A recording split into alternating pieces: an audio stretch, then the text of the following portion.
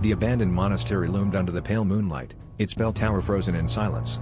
Local whispers claimed it was cursed, a place where no prayers could save you.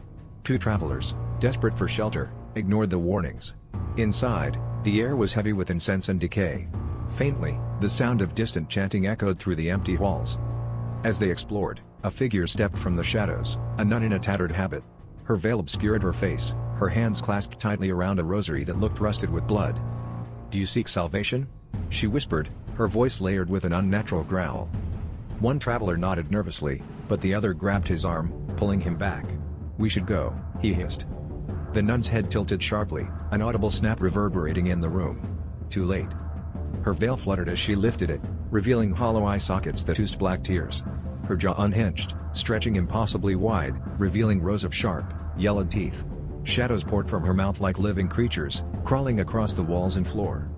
The travelers ran, but the hallways warped, closing in like a labyrinth. The chanting grew louder, now a guttural roar. One man tripped, screaming as the shadows wrapped around his body, pulling him into the floor. His face dissolved, his mouth frozen in a silent scream. The other traveler burst into the chapel, slamming the door behind him. But the nun was already there, waiting, her form towering and twisted, her rosary now a chain of human teeth. She whispered, "Pray," before plunging her clawed hands into his chest, ripping out his shadow.